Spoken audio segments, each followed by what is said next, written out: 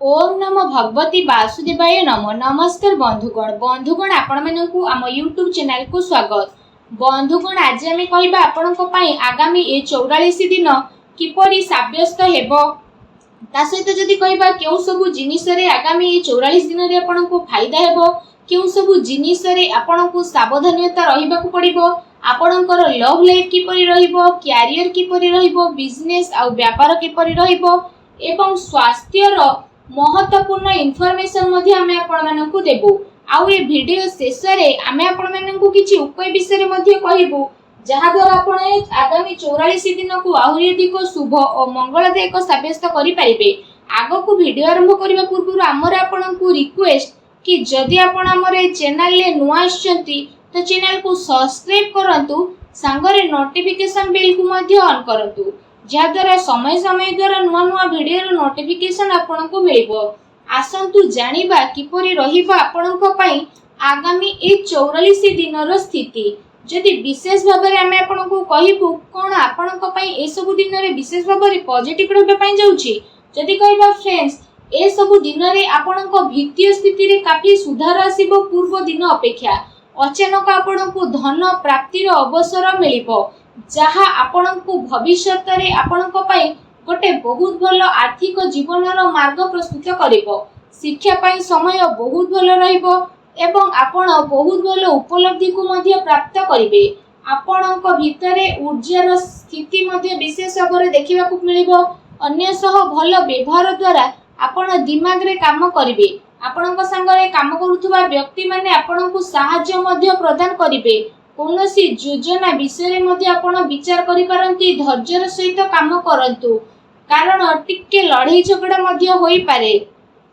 शांत स्वभाव होई कि जदि कार्य करिवे आ कथावार्ता करिवे तो लोक माने आपनकु काफी तारीफ मध्ये करिवे।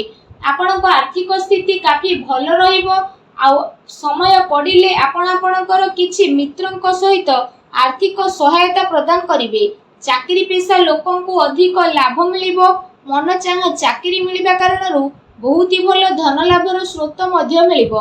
ए समय रे जहा भी किछि काम हेउची ताकू सफल बनेबारे प्रयास मध्ये आपण करिवे। किछि कार्य रे सुधार हेबार संभावना मध्ये बनुची। विपरीत परिस्थिति रे धन लाभर भलो अवसर मध्ये आपनकु विशेष भाबरे प्राप्त हेबो। आपनक मन रे शीघ्र पैसा कमाइबार तीव्र इच्छा मध्ये देखा देबो। एहा सही समय जोथि पई आपनक पई सफलता नेकी आसीबो। निज उद्देश्य को नेकी शांति रे आगो को बढ़िबे आ सफलता आपनकु मिलिबो। ता सहित जदि समय रो धैर्यर सह अपेक्षा न करिवे तो भलो परिणाम किपरि मिलिबो। काम कार्य बदलिबा कारणरू ए 44 दिनर स्थिति आपनक पई बहुत ही भलो रहिबो जहा द्वारा आपनक मन बहुत ही प्रसन्न रहिबो।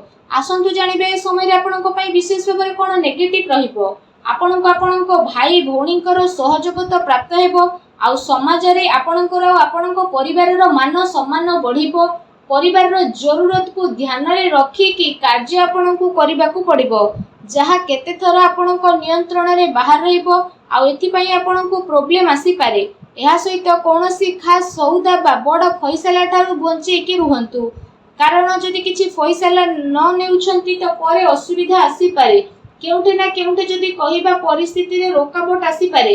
जोश रे आसी कि काहाको भी बिना मांगी कोनोसी उपदेश दियंतु नाही।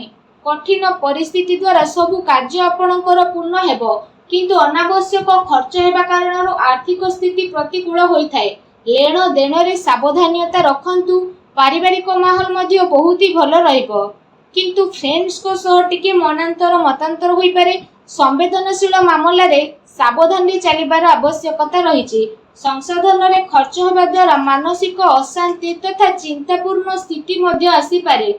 आत्मविश्वास रो अभाव रे करा जायतिबा कार्य रे रोकावट तथा बाधा मध्ये आसी पारे। व्यवसायिक दृष्टि रो समय आपनक पई सामान्य मध्ये रहिबो।